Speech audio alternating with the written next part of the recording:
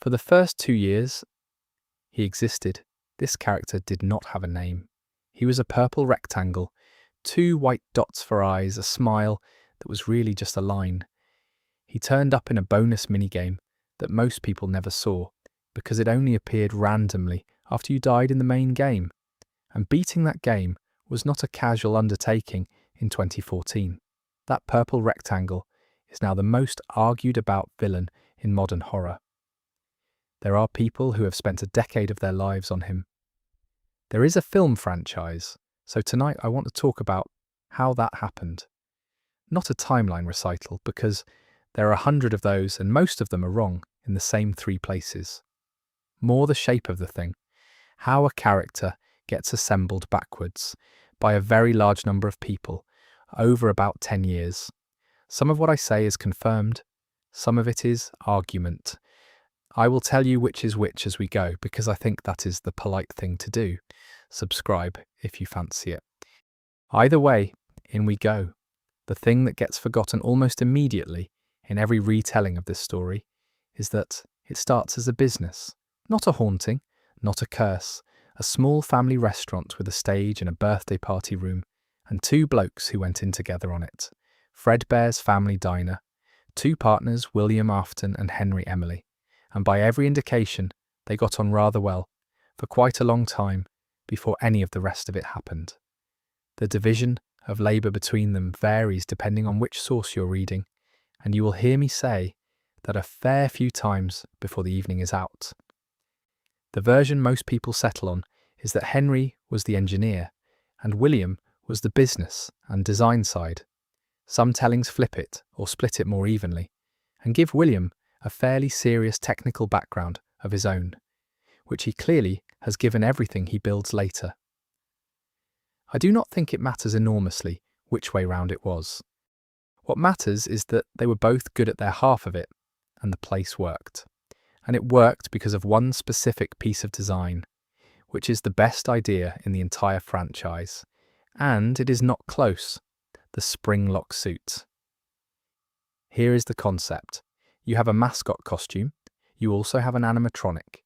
Normally those are 2 completely different objects, because one is a hollow shell for a person, and the other is a machine packed edge to edge with motors and rods and armature.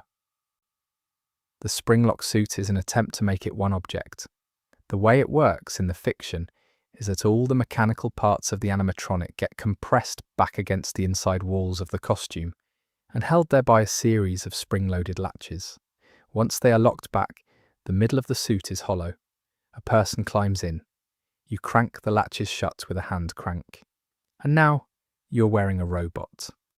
Then you get out, release the springs, the parts snap forward into place, and it stands up and performs on its own. 1 suit, 2 modes, absolutely brilliant. It is also, obviously, a death trap, and the reason it is a death trap is what makes it such a good horror object. It is not cursed. Nobody put a spell on it. It is just badly designed by people who did not think hard enough about tolerances.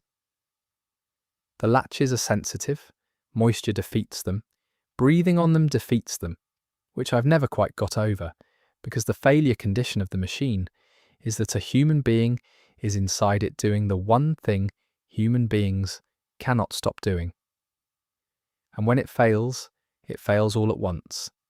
Every compressed part comes forward at the same moment, into the space currently occupied by whoever is in there.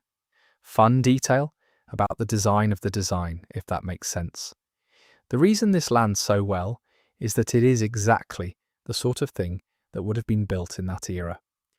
This is the most 1980s piece of engineering ever conceived, something that solves a real operational problem, saves the company money on 2 separate pieces of kit, and has a catastrophic failure mode that everybody sort of knew about and worked around with a training video. That is not fantasy. That is how a lot of things actually got built. There were 2 of these suits at Fredbear's. Fredbear himself, who is a golden bear, and Spring Bonnie, who is a golden rabbit. Those 2 designs are the oldest things in the franchise, and they are the ones that keep coming back, which is not an accident, though we will get to why later. Now, one thing worth flagging while we are here, because it is going to matter and I would rather mention it in passing now than derail something later. Afton Robotics. That name turns up in teaser images before it turns up in any actual story. It sits on a wall, in a picture, on a website, months before there is a game to put it in, which tells you something about how this franchise dispenses information, and I will come back to that too. But the diner? Let us stay there a moment longer, because it is one of the few places in this whole story where nothing is wrong yet. There are children. There are birthday parties. There is a stage with 2 golden animatronics on it, doing a musical number. Somebody is in the back doing the books. The 2 men who own it are, as far as anybody can tell, friends. Henry has a daughter. William has a family. The place has that particular quality of a small business in its good years, where it is not making anyone rich, but it is working, and the people running it are proud of it in a slightly embarrassed way. I bring this up because the modern version of this franchise is so thoroughly about corporate horror. Fazbear Entertainment as a faceless entity that keeps reopening haunted restaurants because the brand equity is good. Legal departments, liability waivers. That is all genuinely funny, and it is a lot of what makes the later games work. But it did not start there. It started with 2 men and a rented unit, and a good idea about mascot suits. Something else about Fredbears that I like quite a lot. The whole aesthetic of the place is warm. Purple and gold and checkerboard floors, and a little raised stage. It is not sinister. Nothing about the original design is trying to be sinister. The horror in this franchise almost always comes from taking something that was built with actual affection and letting it sit too long, and Fredbears is where that pattern starts. The other thing I would say about the partnership, and this is me editorializing rather than reporting, is that it reads as a genuine creative partnership rather than a transaction. Henry builds the things. William figures out what they should be and how to sell them. Neither of them could have made the place work alone. There is a version of this story, and I think about it more than is probably healthy, where nothing goes wrong and these 2 men run a moderately successful regional restaurant chain into the 1990s and then sell it and retire, and the animatronics end up in a warehouse somewhere, and nobody makes a video about any of it. That version is not what happened, but it is close enough to what happened that the distance between them is basically the whole story. Right, so that is the setup. 2 partners, one very clever and very dangerous piece of engineering, a restaurant that works, and a technology that will kill you if you sneeze in it. Since we are on the subject of things that go wrong in this family, let us talk about a house. The strangest thing about the 4th game in this series is that its main gameplay is not set in a restaurant. No cameras, no office, no power meter ticking down. You are in a bedroom, in a house, at night, and you have a torch and 2 doors, and a bed with something under it. That is the entire game. When it came out in 2015, a lot of people were quite annoyed about that, and I understand why, and I also think it is the bravest thing this franchise has ever tried. The house belongs to the Aftons. The child you're playing is the youngest one, who the games never name, and who everybody calls the crying child because that is what he does. He is somewhere around 5 or 6. He is terrified of the animatronics in the specific way that small children are terrified of large smiling faces, which is to say, completely, and without any ability to explain why. He has a plush toy of Fredbear that he carries everywhere. He has an older brother who thinks the fear is hilarious and wears a foxy mask to make it worse. He has a father who is around somewhere, in a way the game is quite careful never to show you directly. I want to be honest about something before I go further.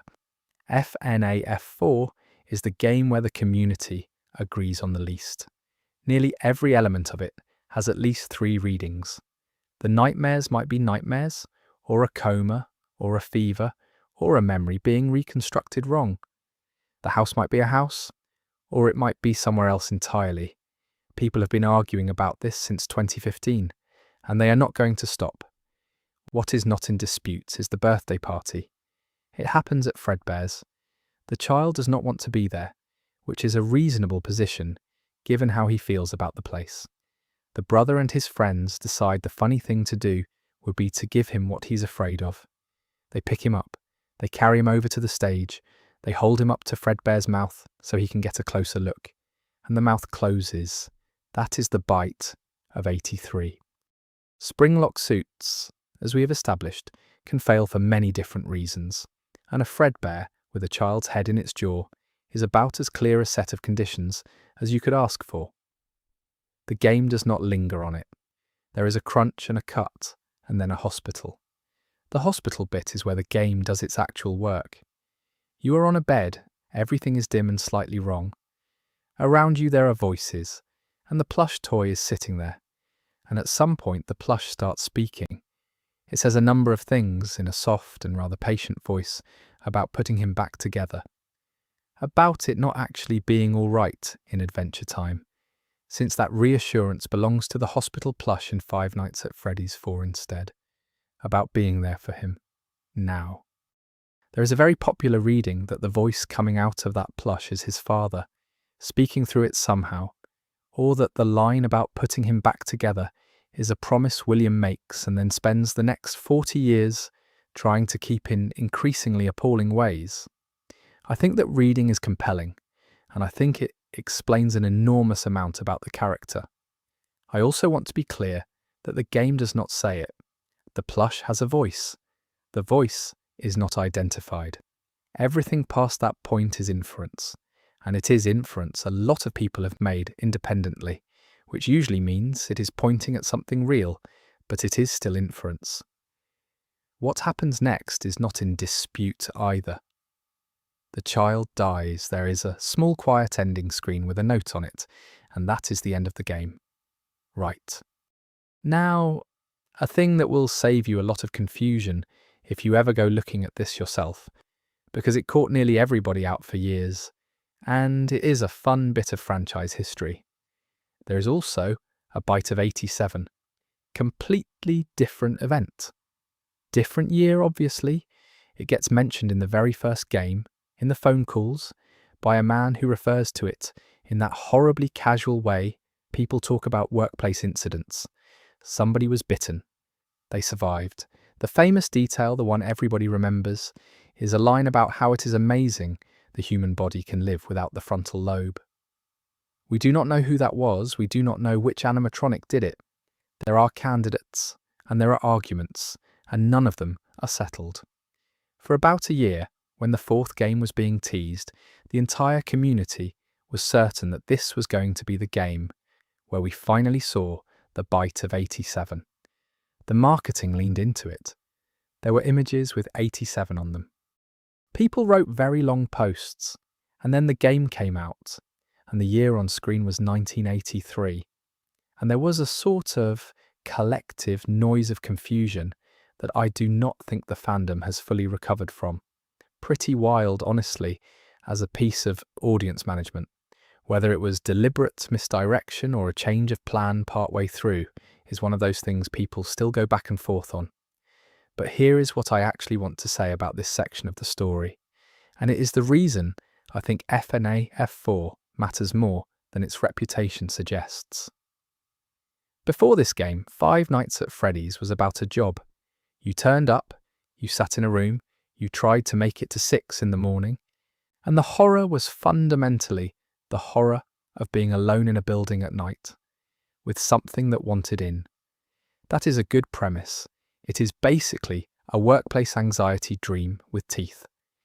After this game, it is about a family. It is about a father and 3 children, and the specific catastrophe of a household.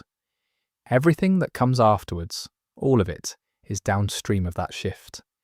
The restaurants stop being the subject and start being the setting. And there is one more thing in the house that I find quietly awful, which is the brother. He is not a monster.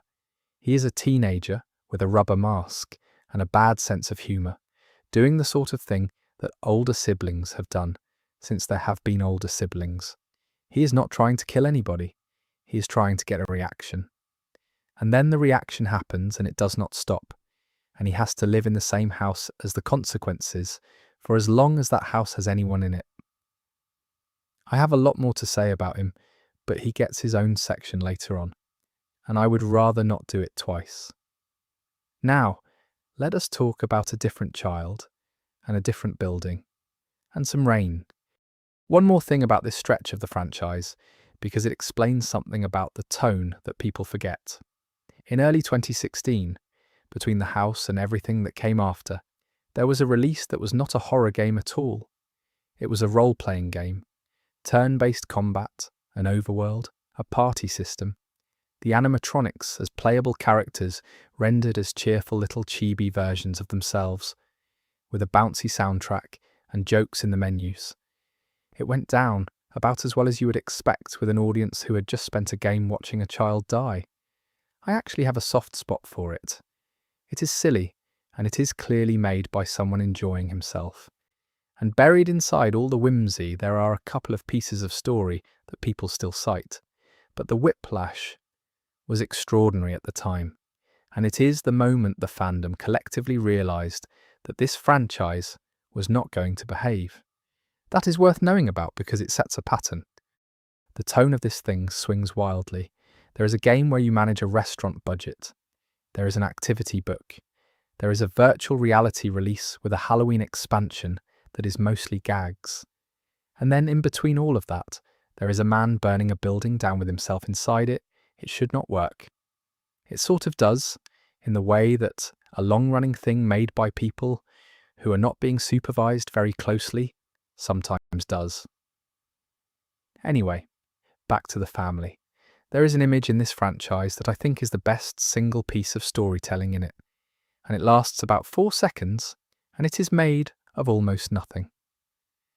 A child sitting on the pavement outside a restaurant, in the rain next to a locked door. That is Charlotte Emily. Charlie to nearly everyone. She is Henry's daughter. She is small, and she is outside, and the door she is next to is the door of her father's restaurant, and it does not open. The way the game gives you this is characteristically sideways. You are playing a minigame. You are moving a purple figure around. You reach the front of the building, and there is a child there, crying, and then the screen goes black, and when it comes back, the child is on the ground and is not moving. That is it. That is the whole scene. She is the first, before the missing children, before any of the rest of it. The first person William Afton kills is his business partner's daughter, and I want to sit with the specific horror of that arrangement for a second, because it changes the shape of everything that follows. If she is a random victim, this is a story about a man who kills children. That is horrible, but it is a category of horrible we have a lot of stories about. If she is deliberately chosen, and the reason she is chosen is who her father is, then this is not a spree. It is an attack on one specific person, conducted through his child, by someone who knew exactly where she would be and exactly which door was locked. That reading is not stated outright in the games. It is implied hard enough that most people take it as read, and there is supporting material in the wider franchise that points the same way, but it is inference, and I am flagging it as inference. Either way, Henry spends the rest of his life on the other side of that door. Now, the thing in the box. Henry built an animatronic to look after her, a tall, thin, white-faced figure with purple streaks down its cheeks, folded up inside a music box in the corner of the prize room. That is the puppet, or the marionette, depending on which game you are in and how formal you are feeling. It was built for exactly one job. Watch Charlie. And on the night it mattered, the box was shut, and it could not get out. By the time it does get out, the rain has been falling for a while, and there is nothing left to do about it. There is a version of this scene where you see the puppet reach her, and it is not a rescue, it is just an arrival. That is somehow worse. What the puppet does next is the origin of basically every haunted animatronic in this franchise, and it comes to us in the form of a minigame called Give Gifts, Give Life, which has one of the great flat descriptive titles. You play as the puppet. There are children on the floor. You go to each one, and you give them a present, and then you give them a mask. Freddy, Bonnie, Chica, Foxy, one each. There is a small tune playing. The whole thing takes about 90 seconds and is rendered in the ugliest possible colours, and that is how 5 dead children end up inside 4 animatronics and a spare. Not through a curse or a ritual or a demon, through a grieving machine handing out party favours, because handing out party favours is the only thing it knows how to do for a child. I think that is a genuinely extraordinary piece of writing, and I do not think it gets enough credit, largely because it is buried in a bonus minigame in a horror game about a pizza restaurant. Here is a fun detail about the puppet that I like enormously, and it is a design thing rather than a lore thing. In the second game, the puppet is not really an enemy in the way the others are. It has a music box. There is a winding mechanism on your tablet. As long as the box is wound, it stays in the box. So the entire night, while you're also dealing with every other threat in the building, there is a bar quietly draining in a corner of your screen.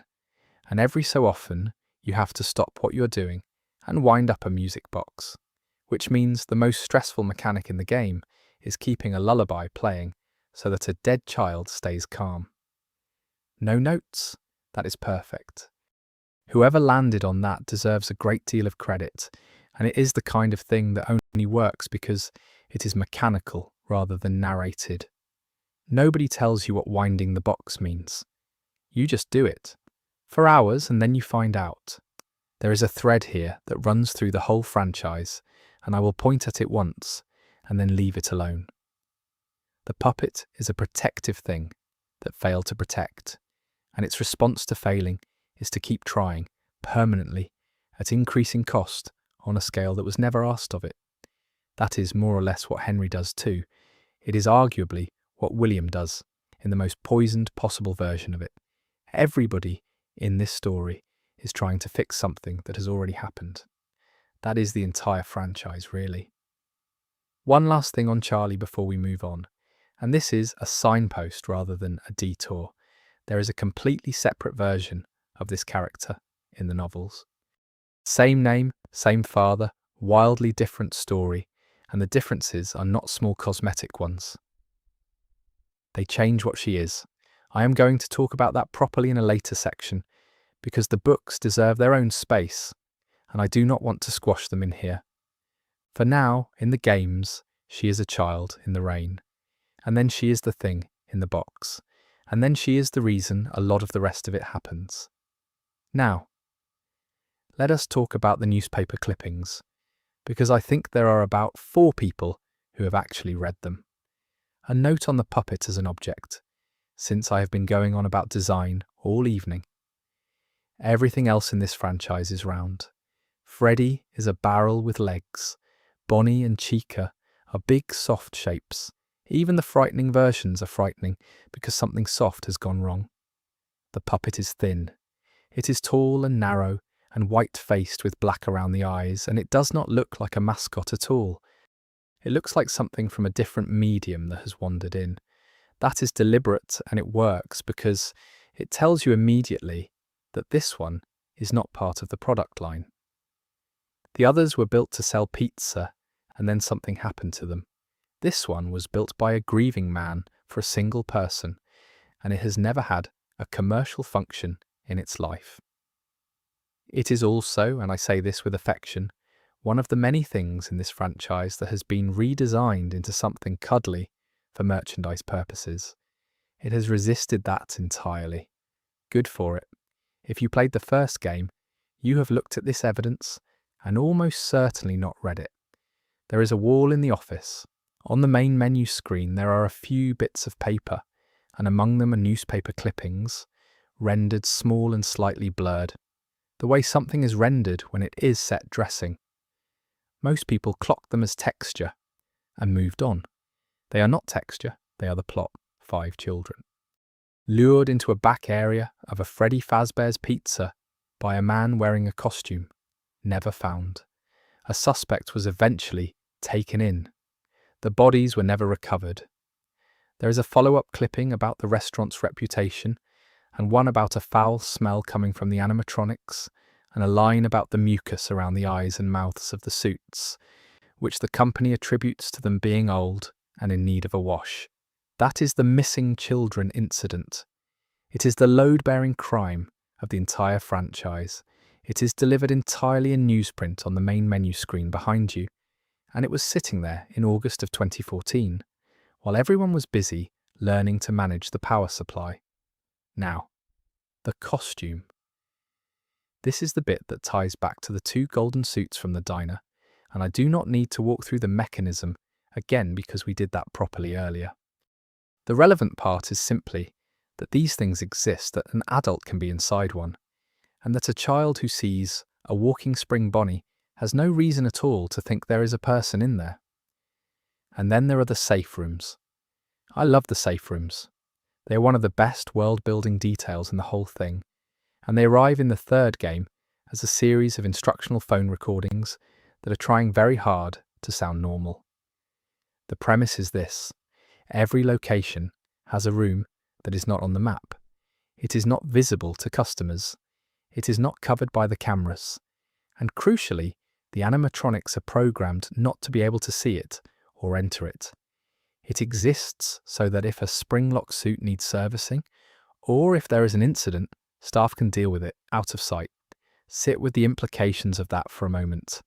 A company has deliberately built into every one of its buildings a room where nothing is recorded and nothing is watched, for maintenance purposes, and then it has told the machines to look away from it. You do not need me to explain what that room gets used for. And the recordings in the third game are given to you in the tone of a corporate training tape, with a man reading them out in a cheerful voice while explaining that the rooms are being sealed and should not be discussed with customers. That is corporate horror done properly. Nobody is evil in that recording. Somebody just wrote a policy. Right, say, now the sprite. Here is what the man himself actually looked like in 2014 and 2015. In the second game, there is a minigame where you play as Freddy, handing out cake at a party, and outside the window, there is a car, and next to the car, there is a figure. He is a solid block of purple. He has 2 white dots for eyes, and a white line for a mouth. He is tiny. That is it.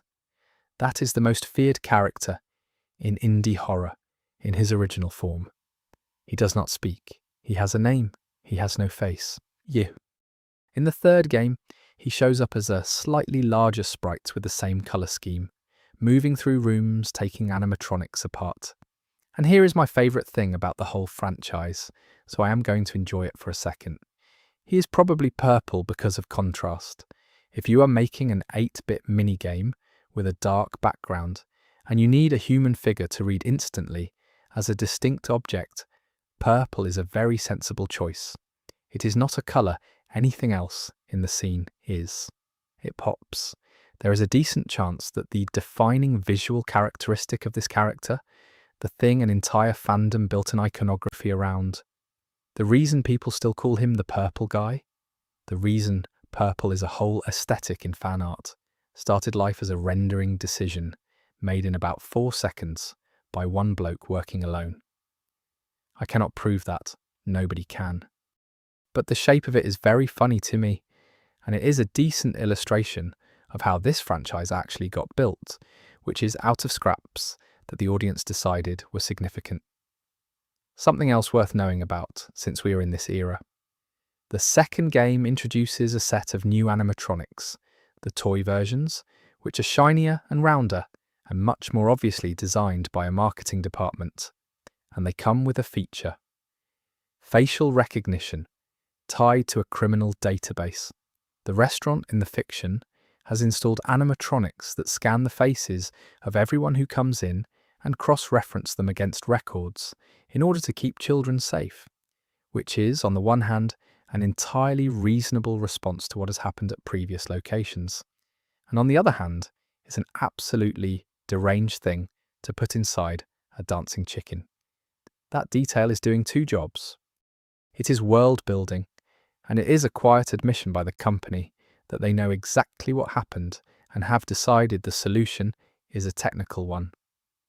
So here is where we have got to, and this is the point I actually wanted to reach. By the end of the third game, in 2015, this character had murdered a child in the rain, murdered 5 more inside a restaurant, dismantled a set of possessed animatronics, and died horribly. All of it on screen in some form. The audience had seen the entire arc, and they still did not know his name. Not a surname, not a first name, nothing. He was a colour and a shape. Everything anyone thought they knew about him. All the motive, all the psychology, every theory about grief and immortality and revenge was constructed by an audience looking at a purple rectangle and refusing to accept that it might not mean anything. That is genuinely unusual, and it is about to change because of a book. But before the book, let us go underground, because there is a facility down there, and I would like to talk about the girl who was told not to go near it. Before we leave this era, there is the voice on the phone, who is the only character in the first game who is even slightly warm and who gets rather underrated. Phone Guy is a man leaving recorded messages for the new night guard. He is not there. He recorded them earlier, presumably in an office, presumably during the day, and he is talking you through the job in the tone of someone who has done it himself and does not want to alarm you. The comedy of it is in the structure. Every message starts reassuring and ends somewhere considerably worse than it started. He tells you the animatronics have a free roaming mode at night, which is normal, because their servos lock up if they are off too long. He tells you they might not recognize you as a person after hours, and might see you as an endoskeleton without a costume on, and that the rules say endoskeletons have to be in a costume, so they will try to help with that. Then there is a pause and he explains, quite gently, why that would be a problem for you specifically. It is one of the great sustained bits of writing in horror games, and it works because he never drops the register. He is doing an induction. He mentions a previous incident the way you would mention a printer being temperamental. When he gets to the part about the smell and the blood, he apologizes for bringing it up, and then on the 4th night the recording changes, and you can hear that he is not in an office, and something is in the room with him, and the message stops. That is a supporting character built almost entirely out of answer phone messages, who dies off screen in a recording made before you started work. First game, 2014, 20. Before any of the rest of this existed, and all of that arrived in the very first release. The low reputation this franchise has now makes people assume it accumulated later, and a lot of it did. But the clippings were on the wall, and the man on the phone was already dying in the background on day 1, while everybody was busy learning to shut the doors. She talks about ice cream a lot. That is the first thing you notice about Circus Baby, and it stays the strangest thing about her for the entire game. She has a soft voice, quite low, very calm, and she uses it to explain how to survive the building you are trapped in, and also to tell you about balloons and party tricks, and the fact that she can make ice cream right there from a dispenser in her front. Sister Location came out in 2016, and it changed the franchise permanently, and it did it by going underground. The setting is Circus Baby's entertainment and rental. It is not a restaurant. It is a rental facility, which is a wonderfully bleak corporate idea, and it is buried under the ground, and you get to it by being lowered down a shaft in a lift, while a chirpy automated voice called Hand Unit reads you the induction script and mispronounces your name. Your job is maintenance. The animatronics live in dedicated showrooms, which are monitored from a room called the Primary Control Module. You go down there at night and check on them. Now, the fun time animatronics, purely as objects for a minute, because whoever designed them understood something important. They are white and clean and glossy, with pink or purple accents, like a bathroom fitting. They have big, round, friendly faces, and they have seams, visible ones. The faces are made of plates, and the plates have gaps between them, and the arms have joints that are a bit too articulated, and the whole design telegraphs one thing very clearly before the game tells you anything at all. These come apart. They are built to open, and once you have noticed that, you cannot stop noticing it, and the game knows you have noticed, and takes a very long time to do anything about it. Elizabeth Afton is William's daughter. She was told not to go near Baby, that is stated. Her father specifically kept her away from that particular machine, and if you have been following the pattern of this man, you will already have worked out what that means, which is that he knew what Baby could do. She went anyway. Obviously, she went. She was a child, and there was a large, friendly clown robot with her own name on the merchandise, and her father would not let her near it. That is not a decision. That is physics. The way it happens is short. She is standing in front of Baby. Baby is speaking to her, gently, and then a panel opens in Baby's front, and a claw comes out, and it does what it was built to do. There is a detail here that I think is the cruelest thing in this entire franchise, and it is not the clue. There is a party going on. There are other children, and nobody notices because the room is loud and everyone is cheering, and the machine timed it for exactly that. That is not a malfunction. A malfunction does not wait for applause. Which brings us to what these things actually were, and this is where the game stops being subtle. The Funtime animatronics were built to catch children. That is the function. Everything else, the singing, the ice cream, the balloons, all of it is the delivery mechanism. And they were built by the man who owns the company. Right. Now, the name. This is the game where it arrives. The branding on the walls, the corporate voice, the ownership of the technology, all of it points at one company. And that company is Afton Robotics. William Afton. A surname, at last. A man with a business and a family and a house, except it did not start here. The name came from a novel published the year before, and the games imported it, which is a stranger route to an identity than most villains take. We will come back to those books later on. Now, the scooper. There is a machine in this facility called the scooper, and its purpose is exactly what the name says. It removes the contents of an animatronic suit in one motion so that the endoskeleton can be serviced or replaced. It is industrial equipment. It has a job. You end up in front of it.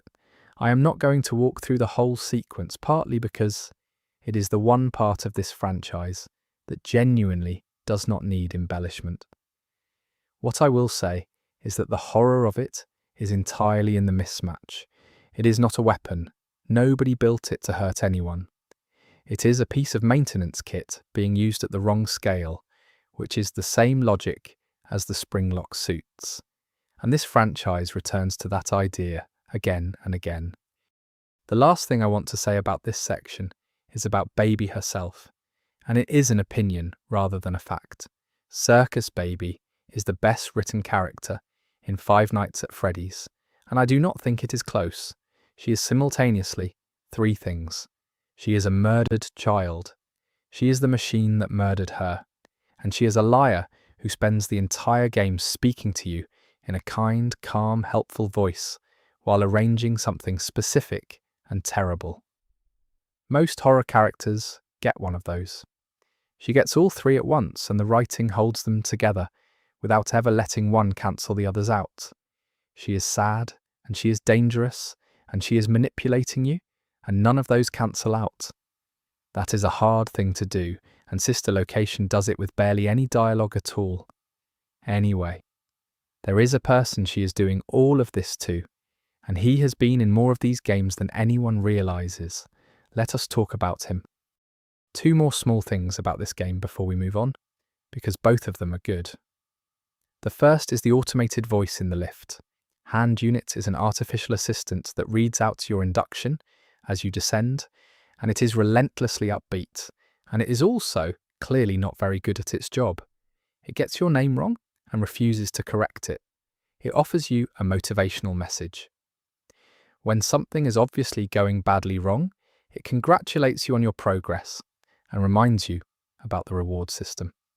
That is very funny, and it is doing real work because a facility with a friendly onboarding process is much more frightening than a facility that admits what it is. Somebody wrote that induction script. Somebody signed it off. The second is that this game has two main story endings, and the way you get the second one is properly odd. The default ending is the one you reach by following instructions. There is another one, which the fandom calls the fake one, and to reach it you have to disobey. Specifically, at a certain point you're told what to do in a calm and reasonable voice, and you have to not do it. Which means the mechanic of the game is trust, and the correct answer is to stop trusting the helpful voice that has been keeping you alive all week. That is a rather elegant thing to build into a game where the entire cast is lying to you about something. Right, on we go. Let us start with the colour of his skin, because that is the detail that gives it away. At the end of Sister Location, there is a set of short cutscenes. A man standing in front of a mirror in a dim room, talking. And across those cutscenes his face changes.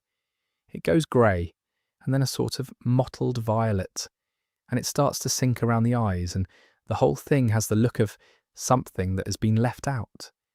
That is a decomposing body walking around and holding a conversation. His name is Michael Afton. He is the surviving son. And here is the fact that reframes an enormous amount of this franchise once you know it. You have probably already played as him, several times, without being told, the night guard in the first game, the guard in a lot of the others, the person you have spent all those hours sitting in an office with, watching a power meter, is in most readings the murderer's son, going from building to building, on purpose, cleaning up after his father. That recontextualizes the entire premise. The setup of Five Nights at Freddy's is a bloke takes a rubbish night job and does not know what he has walked into, except he does know. He knew before he applied. The job is the cover story. He is not surviving 5 nights, he is conducting a search. I should flag, because I have been trying to be careful about this all evening, that not every element of this is nailed down. Which guard is Michael in which game varies depending on who you ask and what you count as evidence. The broad shape of it, that Michael is the recurring protagonist and that his purpose is to undo what his father did, is about as close to settled as this franchise gets.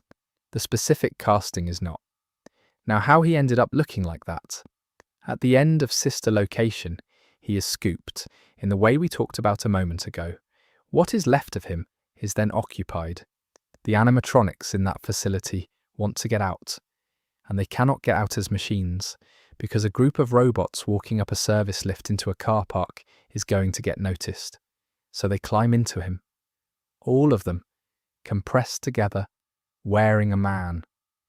The resulting thing is called a nard, and its design is the single most upsetting piece of art in this series.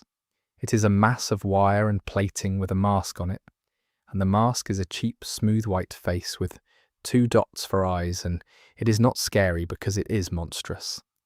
It is scary because it's clearly assembled from bits that used to be 4 separate friendly characters. Eventually, Ennard leaves. There is a scene where it exits the body it has been using, in a bathroom, into a drain, which is exactly as pleasant as it sounds. And the body it leaves behind gets up. That is the point at which Michael Afton stops being a man who is alive and becomes whatever he is for the rest of the story.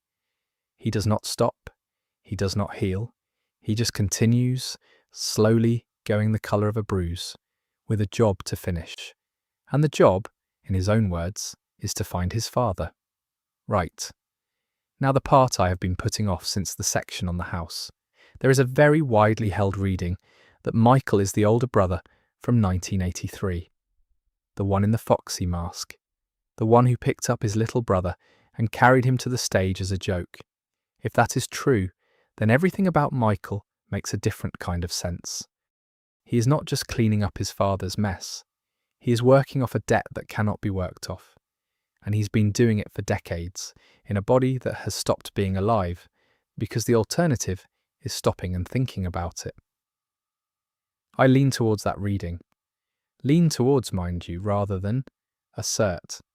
There are people who argue the brother and Michael are separate, and there are people who argue the crying child and Michael are the same person, which is a whole other debate with a whole other set of evidence. It is one of the longest running arguments in this fandom, and I do not think it is going to be resolved, partly because the material genuinely supports more than one reading, and partly because nobody involved seems especially keen to close it off. But here is what I actually want to say about this family, and it is the reason I find them worth talking about at 1 a.m, rather than just describing. There is no innocent party in the Afton house. The father is the obvious one, but the older brother caused a death through a prank. The daughter died because she disobeyed a warning she had every reason to disobey. The youngest one is the only genuine innocent, and he is dead before he is 7, and then spends decades as a set of arguments about whether he is inside a golden bear, and every single one of them is also a victim. Elizabeth was killed by a machine her father built to kill children. Michael was scooped by his own sister on his father's errand. Even the crying child was killed by a design flaw in a suit his father's company built, and knew was dangerous. Perpetrator and casualty in every case in the same person. That is not how horror families usually work. Usually there is a monster, and there are people the monster happens to. Here everyone is holding a piece of it. I think that is genuinely the reason this franchise has the reach it does. Not the jump scares. Jump scares are a mechanism and they wear out fast. What does not wear out is a family where every member is guilty and every member is owed something, and where the only person still walking around is the one who has decided to spend eternity trying to balance it. There is one more thing about Michael that I like, and it is very small. He keeps going to work. That is his entire method. He does not investigate. He does not confront anyone. He does not gather evidence. He applies for the job. He sits in the chair. He does the shift, over and over, for years in one building after another. A man who cannot die, hunting his father via the employment section of a local newspaper. Anyway, since we're talking about the two of them, we should probably talk about what happened when one finally caught up with the other. And for that we need some rain again, which is a bit of a motif in this franchise now I think about it. There is one more scene of his I want to mention, and it is the last one. At the very end of that run of mirror cutscenes, he says the thing directly. He addresses his father. He says he is coming to find him, and that he is going to put things right, and that he knows where he is. And then, right at the end, he says he is not going to die. I have never been able to decide how to read that line. It could be defiance, a man refusing to stop before the job is done. It could be a diagnosis delivered flatly by someone who has worked out that dying is not on the table for him anymore and is not pleased about it. Both readings are available in the delivery. The voice does not tip it either way, and I suspect that is on purpose.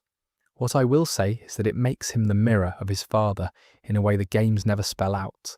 Two men in the same family who cannot die. One of them spent his whole life trying to arrange that, and the other one had it done to him. And only one of them wanted it. Rain again, or something like it. The scene happens in the third game, in a set of mini-games you unlock by finishing each night, and it is the single most consequential thing this character ever does. He goes back. The restaurant is closed and gutted. The animatronics are still in there, sitting in the dark, with 5 children inside them. And William Afton walks in and starts taking them apart. Why he does that is one of the open questions, and I will be upfront that it is open. The most common reading is that he is destroying evidence, which is sensible and boring. Another reading is that he is trying to release something, which connects to material we will get to in a moment. A third is that he is simply finishing a job he started. The game does not tell you. It shows you a purple figure with a saw and a set of dismantled machines and lets you decide. What happens next, it does show you. The souls come out. They stand up in front of him. 5 small figures, and they do not attack. They advance, that is all. They walk towards him slowly, and he backs away, and he keeps backing away until he is somewhere with a door, and in that room there is a suit. You know which suit, Golden Rabbit, Spring Bonnie. He climbs into it, which is, in fairness, an entirely rational panic decision. It is a hiding place. It is a costume that has always worked before. It is arguably the thing he feels safest inside, given what he has used it for. And then the mechanism does what we established at the very start of this. Moisture latches everything forward at once. The minigame renders it as a series of small red marks on a purple sprite. That is all. 4 or 5 pixels of colour change, and a shape sagging inside a rabbit costume. The children stand there and watch, and then they go. He dies in that room though, not properly. Whatever happens in that room, the outcome is that the suit stands up again eventually, and the thing inside it is still him. 30 years pass. That is the gap. 3 decades in a sealed room, in a building that has been boarded up, in a costume with a body in it. The room, by the way, is one of those unmapped service rooms we talked about earlier, which is why nobody found him. The company sealed those rooms deliberately, and one of them had a man in it. The third game is set in a horror attraction called Fazbear's Fright, which is being built on the site, and which is one of the best jokes this franchise ever makes. A company is opening a haunted house based on the real murders that happened at their own restaurant chain. They're going round scavenging for authentic props. They find some old posters, some arcade machines, and one intact suit. They are extremely pleased about the suit. There is a phone recording where a man explains, with real enthusiasm, that they have found something, and it is genuine, and it is going in the attraction. That is Springtrap, and the design is exceptional. He is not a skeleton in a costume. The suit is olive green and split open in a dozen places, with wires and caging visible through the gaps, and one ear mostly gone. And inside, in the gaps, you can see him. Crucially, he is not decayed in the tidy way that fiction usually does corpses. He is rotting. There is a difference. Decay is dry and clean and archaeological, and it says this happened a long time ago. Rot is wet and ongoing, and it says this is still happening. Springtrap looks like something that is still in the process of going off, 30 years in, which should not be possible, and is the point. There are startup screens in that game, where you occasionally get a close look at the face inside the mask, and the eyes are human eyes, not animatronic ones, actual eyes in a rabbit head looking out. Right. The line, everybody knows the line, I always come back. It is his thesis statement. It is on merchandise. It is the thing people say in comment sections when the franchise pulls another resurrection. And here is the mildly funny bit about it, which is that it arrives quite late. It is not from the early games. The character has already done most of his defining work by the time anybody hears him say anything at all. He spends the first 3 games completely silent, and then gets handed a catchphrase after the fact. And the catchphrase, retroactively, becomes the most important thing about him. That is very much this franchise's approach to characterization, and by now, I hope the pattern is familiar. Fazbear's Fright burns down, incidentally. The attraction never opens. There is a newspaper clipping about it, and one final image with something in the shadows, which people have been squinting at since 2015. The burning down fits a habit this company has. Whenever a situation becomes unmanageable, in this fiction, the answer is fire. It happens more than once, and it is not accidental. Fire is the only thing in this story that has ever reliably ended anything. Something I find quietly grim about the 30 years, and then I will move on. He was conscious for some of it. That is the implication. Not asleep, not dormant, not a corpse waiting to be reanimated. Something in there, in a boarded-up room behind a false wall, for a span of time long enough that the children he killed would have been in their 40s. The franchise never dwells on this. It just leaves the arithmetic sitting there for you to do. Now, we have covered what he did and roughly how it ended. What we have not covered is why, and the answer to that is a substance, and it is going to sound extremely silly for a minute or so before it stops being silly. A quick word on the rest of the cast of that game, because there is a design idea in there I think is clever. The horror attraction has one real threat in it, just the one. That is unusual for this franchise, which normally throws 4 or 5 things at you at once. What it has instead is phantoms. Burnt, blackened versions of the older characters that appear in the cameras and in the office, and which cannot actually hurt you. They flash up, they make a noise, they go. That is not all they do though, as they also trigger system errors that can disable ventilation, audio and camera functions. But they break things. When one appears, your systems glitch, ventilation fails, audio cuts out, and the audio is the only tool you have for steering the real threat away from you. So the phantoms are not enemies, they are interference. They exist to make the one thing that can kill you harder to manage, and they do it by being startling rather than dangerous, which means the game has found a way to make a jump scare mechanically meaningful rather than just decorative. There is also a reading, which I quite like, that the phantoms are not really there at all, that they are being produced by the thing in the building deliberately to wear you down. That would fit. He has always preferred a method that keeps his hands clean and puts something else in front of you. Right. So there is a substance. I am aware of how that sounds. Bear with me, because the way it is delivered is one of the odder pieces of storytelling in this thing, and I have come round to it considerably over the years. It is called remnant. The short version is that it is what you get when a human soul and metal end up in the same place under the right conditions. And the right conditions appear to involve emotional energy and a great deal of suffering. Molten metal, essentially, with a person in it. Where it gets properly explained is not in a game. It is in a series of tie-in horror anthology books published from 2019 onwards, which are aimed at teenagers and are frequently much nastier than the games are.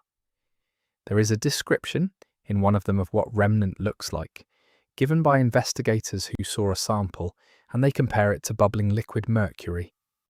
That is a lovely bit of prose to find in a middle-grade horror paperback, and I think about it more than I should. But the first place it turns up, in the games, is even better, and it is the reason I like this whole thread. It is in a blueprint.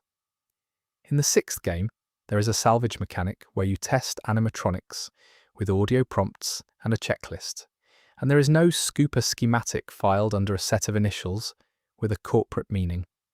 And the document describes, in flat engineering language, a process. The material has to be kept at a specific temperature, so it stays workable. It has to be injected. Too much of it stops it working. Too much heat stops it working. That is it. That is the villain's entire motive, delivered as a maintenance spec with tolerances on it. I love that. A lot of stories would give you a monologue. This one gives you a parts list and lets you work out that you're reading the design document for immortality. There is a companion idea alongside remnant called agony, and it is the negative version. Where remnant is a soul bonded into metal, agony is closer to residue, the emotional weight of something terrible, left in an object, with nobody actually in there. It is how the books explain things that turn hostile without a ghost being involved, and it matters later. Now, the reframe. This is the bit that changes the character, and it is the part of all this I have thought hardest about. If remnant is real in this fiction, then the murders were not a spree, they were a research program. Follow it through. A child dies inside a machine. The soul stays. The machine becomes something that persists, that moves, that cannot be permanently destroyed by ordinary means. That is not a haunting from the perspective of the man watching. That is a successful experiment, repeatable, documented, refined across multiple sites over multiple years, with each generation of animatronic built a bit more deliberately for the purpose than the last. Every haunted animatronic in this franchise is, under this reading, a result, a positive one, and the goal at the end of it is not power and it is not revenge, though both of those are in there somewhere. The goal is that he does not want to die. That is the whole thing. A man works out that under certain conditions a person can continue after death, provided the conditions include metal and heat and something being done to a body, and he decides to solve for it. And he uses children, because children are what the business gives him access to. I want to flag clearly that this reading is inference built on strong material rather than a stated fact. The games never sit him down and have him explain himself. Nobody says the word motive. What we have is a substance, a set of blueprints, a great many bodies, and a man who conspicuously does not stay dead. Now the disagreement, because there is a real one, and I would be doing you a disservice to pretend otherwise. A substantial portion of this fandom thinks Remnant was a mistake. The argument goes roughly like this. In the early games, the horror was unexplained.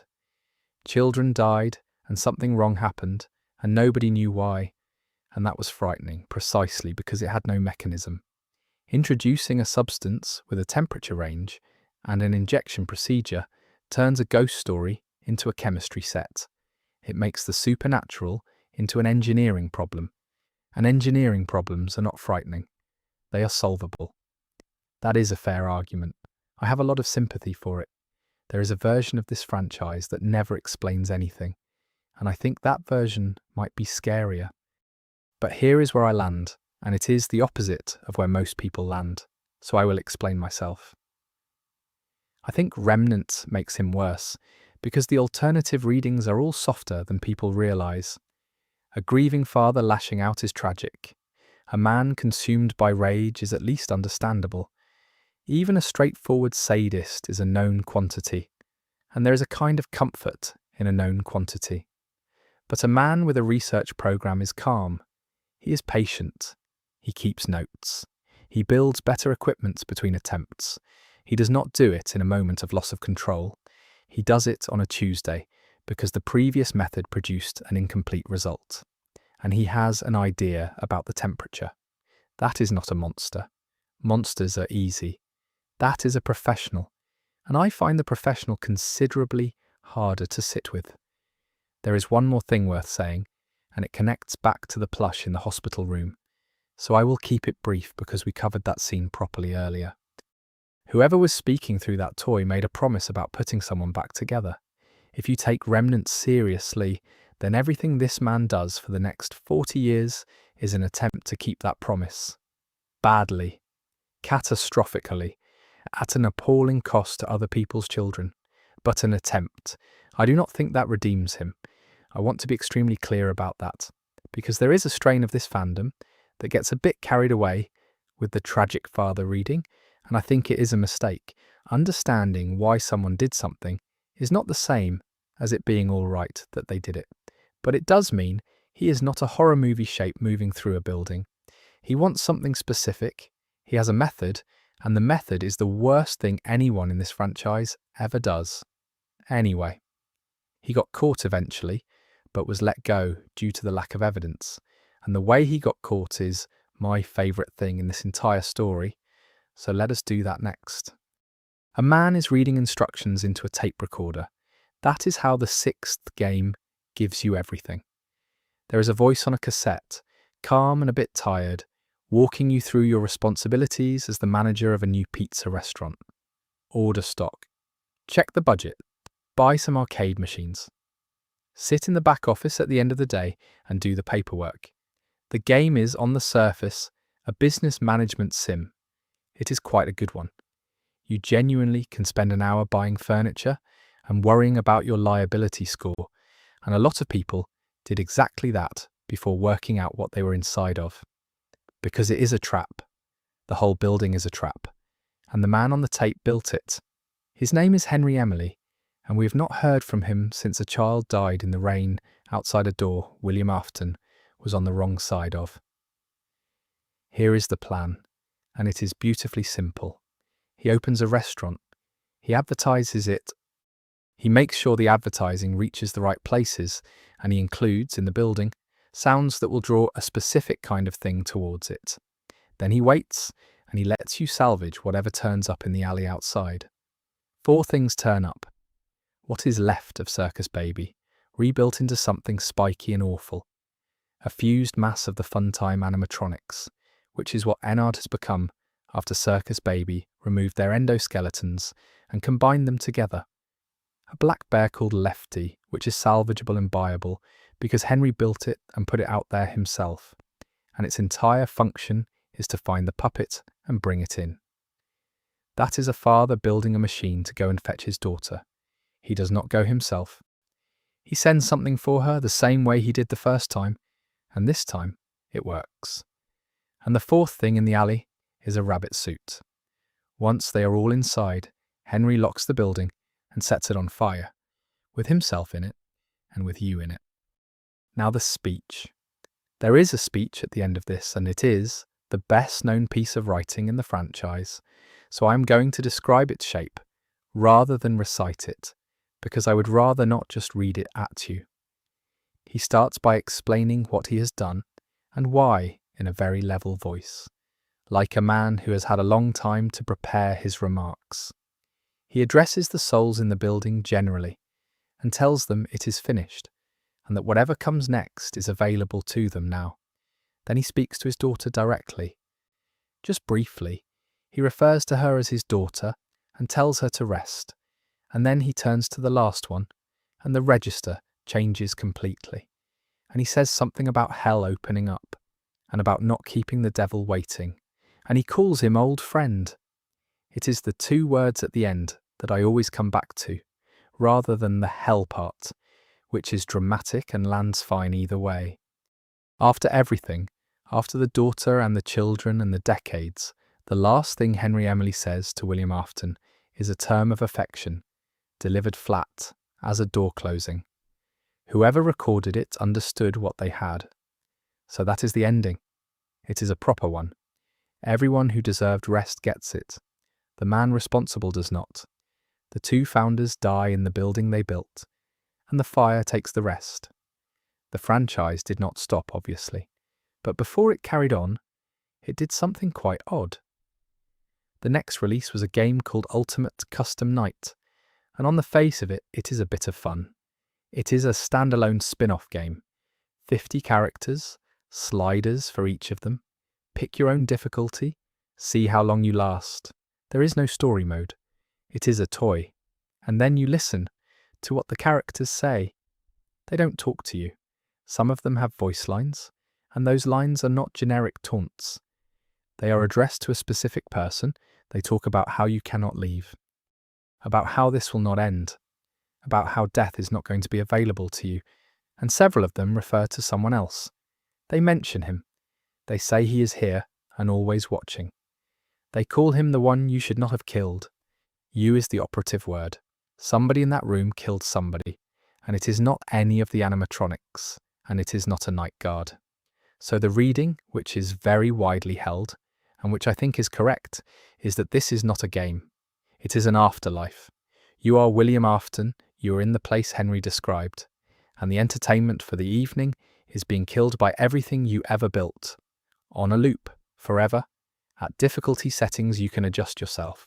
There is even a small mercy option in there. A quiet screen, a lake, a figure who tells you to leave the demon on the hook and rest. You can take it. It does not appear to take.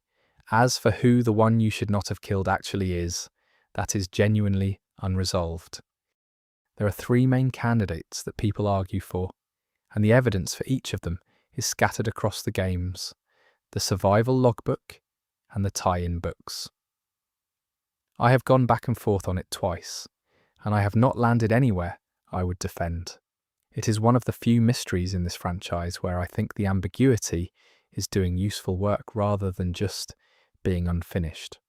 What I will say is this: a horror franchise about a pizza restaurant, which began as a game about managing a power meter, ended its main story with a man burning himself alive to release a group of ghosts, followed by a sequel in which the villain is held in a personal hell by a child who refuses to let go of him, in a game that presents itself as a difficulty slider. That is a fairly theological place for it to have got to.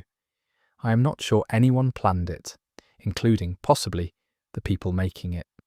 And then, of course, they carried on, which is where it gets complicated. I should mention that this was not the first time the franchise tried to end it, because there is a smaller version of this in the third game, and it is quieter, and I think rather better. If you find all the hidden mini-games in that game, you unlock something called Happiest Day. It is a birthday party. There is a table with places set, and a cake, and paper hats. There are children sitting there, drawn in the same rough pixel art as everything else, wearing masks of the animatronics. One place is empty. You bring a cake to the empty place, and the last child sits down, and for a moment they are all just at a party. Then the masks come off and fall on the floor, and the children are gone, and there are balloons drifting upwards, and that is the end of it. No dialogue, no explanation. Perhaps 40 seconds of very simple animation with a small tune underneath. It is the good ending. You have to work for it, and most people never saw it on their own playthrough, and it is one of the few moments in this entire story where something is straightforwardly kind. The in-fiction excuse is so good that I am going to lead with it. A software company has been hired to make a virtual reality game about Freddy Fazbear's Pizza. It is a rehabilitation exercise. The brand has a history, and the plan is to turn that history into something nostalgic and fun and monetizable, which is a very plausible thing for a company to do. They are on a deadline, as software companies are. So, to speed things up, rather than modelling everything from scratch, somebody goes and finds salvaged material from the old locations and scans it directly. Old circuit boards, physical components pulled out of the wreckage, fed into a scanner, converted into assets, and they scan something they should not have. That is Help Wanted from 2019, and the thing that comes out of the scanner is Glitch Trap. He appears as a rabbit in a suit, not an animatronic. A person-shaped figure in a costume, standing very still, occasionally waving, occasionally not being where he was a second ago. He gets into the game files. He gets into the players. There is a whole layer of collectible audio logs from a developer who worked out what was happening and could not get anyone to listen. Now, what everybody assumed immediately and near universally was that this was William Afton. Digital, but him. It looks like Spring Bonnie. It behaves like someone recruiting. The franchise had spent 5 years teaching us that this man does not stay dead. And here he was again, this time as software. And the fandom said, well, obviously, and got on with it. The next game reinforced it. Security Breach 2021, set in an enormous shopping centre version of the restaurant. There is a woman called Vanny in a rabbit mask, working for something that has got into her head. And in one ending, down in the ruins under the building, there is a boss encounter with a burnt rabbit corpse hooked into machinery. People called it Burn Trap. The obvious reading was that the suit had survived the fire, again, because that is what it does. And then in 2023, there was an expansion called Ruin, and it quietly took the whole thing apart. Ruin establishes that a different ending of the previous game is the real one, which sounds like a technicality, and is not, because the ending it picks is one where the burnt rabbit encounter does not happen at all. It is removed from events, it becomes something that did not occur, and in its place, Ruin points at something else entirely. The Mimic. Here is what the Mimic is. It is an endoskeleton, built decades ago by an engineer called Edwin Murray. It was not built for a restaurant. It was built to watch his son, a boy called David, and to keep him company, and its defining feature is in the name. It copies, it watches behaviour and reproduces it. That was the whole design brief. The boy dies, and the machine is left with a man who is grieving and angry, and has a device in his workshop that learns by imitation. You can see the problem. So the modern reading, and it is where the material now points, is that the thing in the VR game was never him. It is a machine that learned to be him. It scanned old hardware from those locations, and somewhere in that hardware was a very thoroughly documented pattern, and it did what it was built to do, which means the villain of the modern era is not William Afton. It is an impression of William Afton, performed by something that does not understand what it is doing, which is arguably worse and is definitely stranger.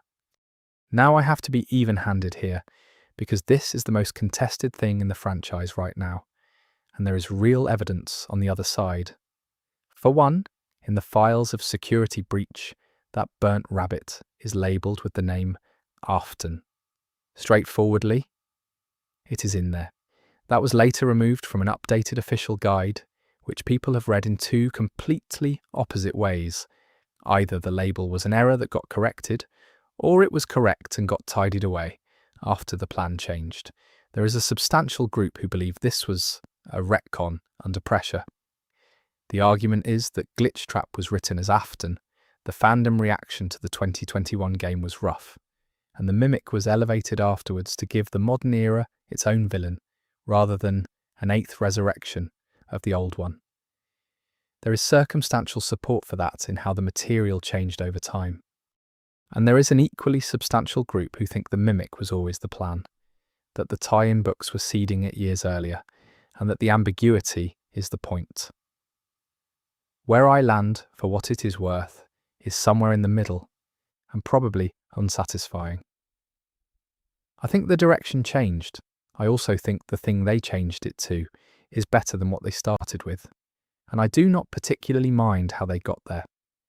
Because of what it produces, which I would put up against any idea this franchise has had about him since 2014. A man spends his entire life on the problem of not ending. He kills for it. He builds an industry around it.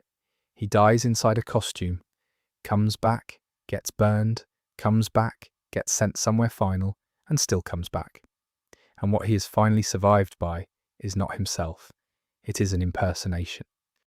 A machine wearing him badly without understanding any of it, going through the motions of being William Afton, because it once looked at some of his hardware. He wanted to persist, and instead he got covered. I do not think anybody planned that. I think it fell out of a difficult development cycle and a fandom argument and a course correction. But it is a much better ending than a rabbit suit standing up for the fourth time, and sometimes the accident is the good version. Anyway, that is the games. There is a whole other continuity where none of this happened, and the man there is much more talkative. A word on the setting of the 2021 game, because the corporate joke reaches its final form here. It is not a restaurant anymore. It is a pizzaplex, an enormous multi-story entertainment complex with a shopping arcade, a golf course, a laser tag arena, a daycare, a rock band of animatronics with their own merchandise lines and a green room each. The company that could not run one pizza place without losing children has scaled up to a building the size of an airport. And it is beautifully realised, actually. The place is all neon and glass and enormous branded signage, empty at night, with escalators still running. Some of the best environment work in the franchise is in that game, whatever else you think of it. What I like is what the scale implies. Every disaster we have talked about tonight happened, and the brand survived all of it, and then expanded. Somebody looked at that history and greenlit a flagship location. There are people in that fiction whose entire job is managing the reputational fallout of a chain of buildings where children died, and they have clearly been very good at it. In a different city, in a different version of all this, there is a man who calls himself Dave. Dave Miller. He works as a night security guard, which is a joke the books make and then never draw attention to. He is thin and unwell looking, and he smells faintly of something. He talks constantly, actually, in a friendly, rambling way, to people who find him a bit much and cannot say why. He is William Afton, and he is the best version of this character, and hardly anyone has met him. The novel started in 2015 with The Silver Eyes, followed by The Twisted Ones in 2017, and The Fourth Closet in 2018. They are a separate continuity. Different events, different order, different fates, a completely different protagonist. And as I mentioned earlier, this is where the name came from in the first place, before the games caught up. The difference in register is the thing worth talking about. In the games, he is an absence, a colour, a suit, a set of consequences. He almost never speaks and is almost never present, and the horror is that he has already been somewhere before you got there. In the books, he is in the room, he chats, he has opinions about people. He is calm and precise, and rather pleased with himself, and there is a scene where he traps a teenager inside a springlock suit, and then stands there, warning him not to move, cheerfully, and shows off his own scars as proof of what will happen, and laughs about it. That is a completely different kind of frightening, and it works because the books can do interiority, which the games structurally cannot. There is one detail in the third book that I think about a lot. In this continuity, he survives his springlock failure. But surviving it is not a resurrection, it is an injury. Getting the outer suit off him is a procedure, and it does not go well, and there are parts of the machine that stay in him permanently because they cannot be removed. So for most of the last book, he is in constant pain. He doesn't use a wheelchair, he uses a crutch, he cannot do the physical work anymore, so he sends his daughter to do it for him. That is genuinely grim in a way the games have never been. The games give him a rotting immortality that is horrifying, but also, frankly, quite cool. And there is a reason that design is on so much merchandise. The books give him chronic pain and a mobility aid and a body that hurts all the time because of a decision he made himself. And the fear underneath it, which he says out loud, is that he is running out of time. He is not afraid of being caught, he is afraid of dying before the work is finished. There is also a set of anthology books from 2019 onwards, which are short horror stories set in the same world and are very frequently nastier than either the games or the novels. One of them puts him in a hospital room. A man in a bed who cannot die, being attended to, receiving a visitor. It is short and it is genuinely unpleasant, and it lines up rather neatly with what we said about the afterlife earlier. Right? The films, the first one landed in October 2023 and did numbers that nobody expected. It opened at around $80 million domestically, which is a large figure for a horror film, and an absurd one given it was simultaneously available to stream at home on the same day. It ended up somewhere near 300 million worldwide and became the biggest release Blumhouse had ever had. Matthew Lillard plays Afton, and his take on it is the correct one, which is that this man works in customer service. He is affable, he is helpful, he has the specific energy of a middle manager who has done this induction 100 times.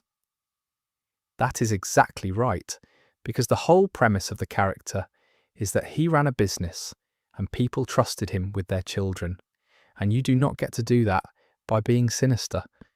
You get to do it by being the bloke who remembers your kid's name.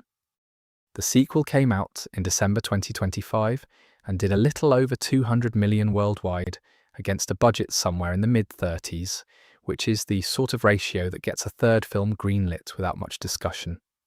Skeet Ulrich plays Henry Emily in it, which is a nice piece of casting for anyone who remembers what those two actors were in together in the 90s, and Afton is barely in it.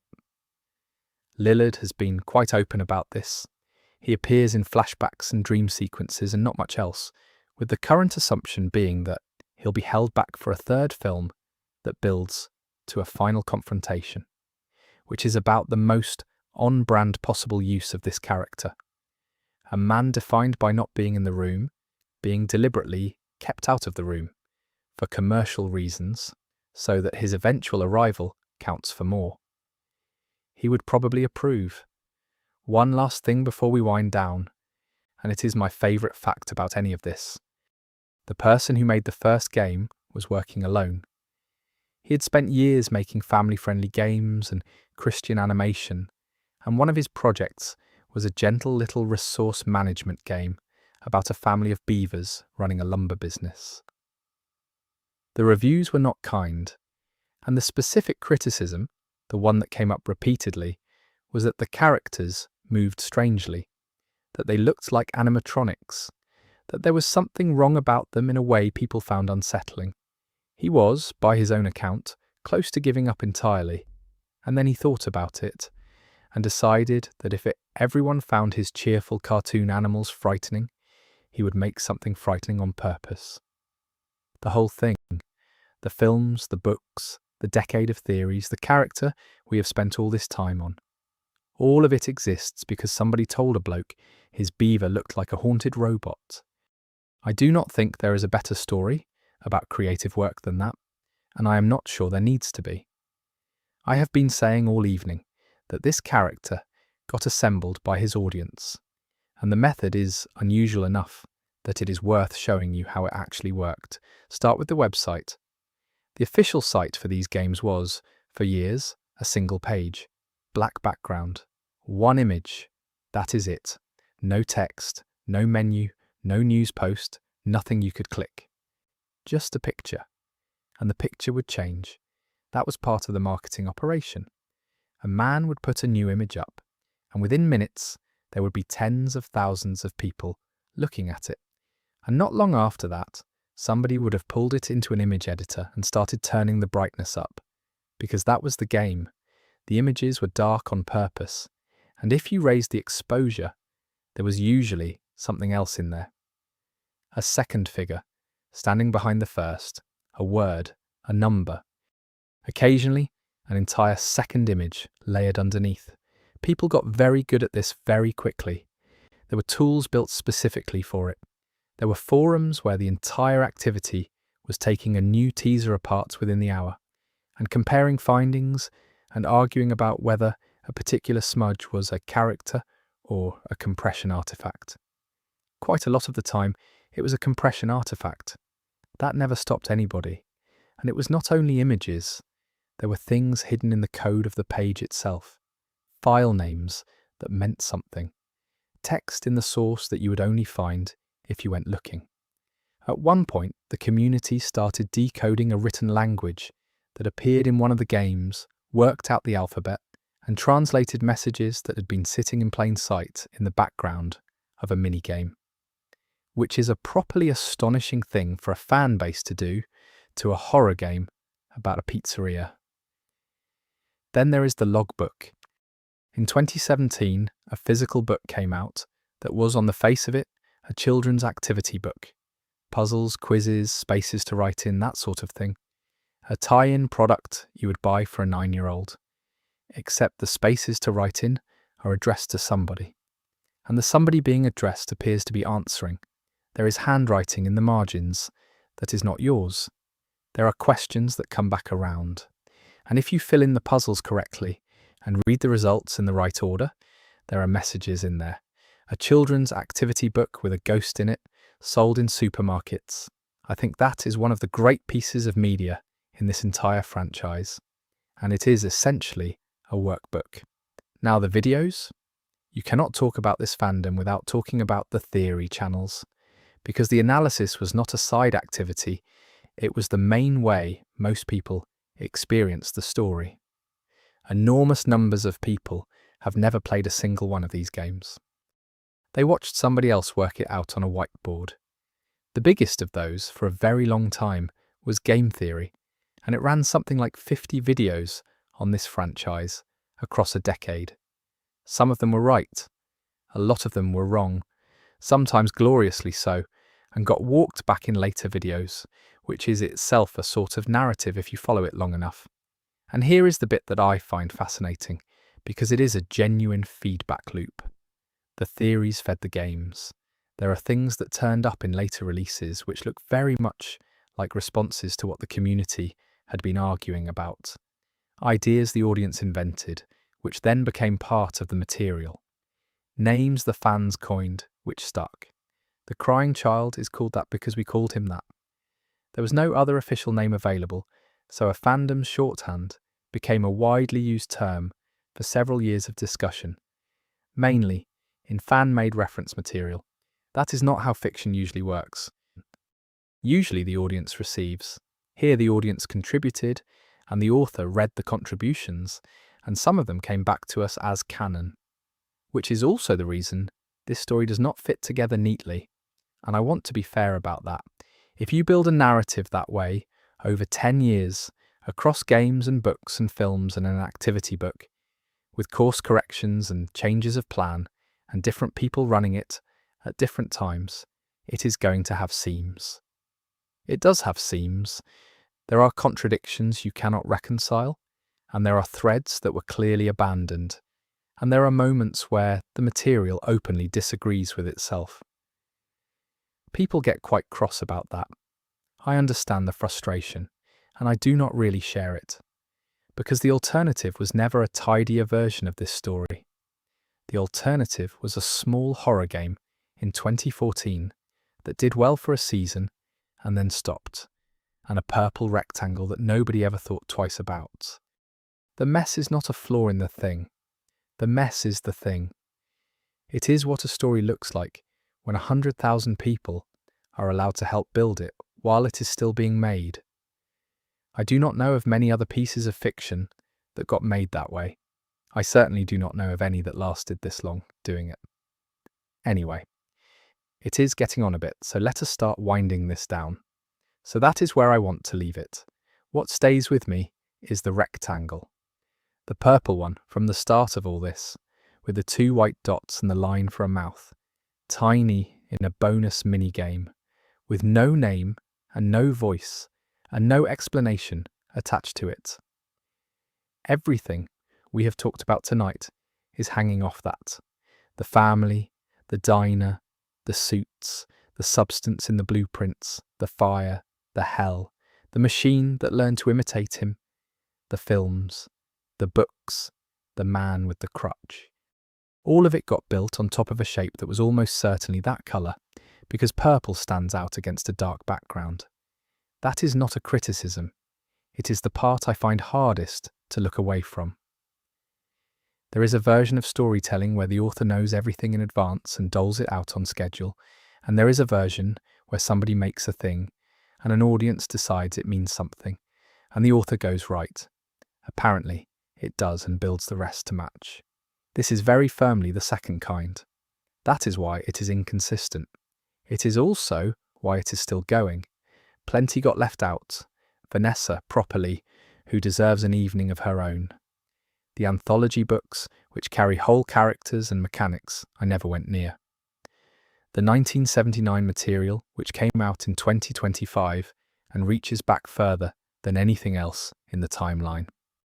The fan games, which are an entire parallel industry at this point, and some of which are better than the official ones. I have a few of those in mind for later. As for whether any of it resolves, I do not think it does. I do not think it is meant to. This is a story assembled out of newspaper clippings and minigames and blueprints, and a suit found in a wall, told by a lot of people over a long time, and the gaps are load-bearing. He is still in there somewhere, in whatever form the story has left him in this year, copied or burned or held on to by someone who will not let go. Right, that will do for this evening. Take care of yourself.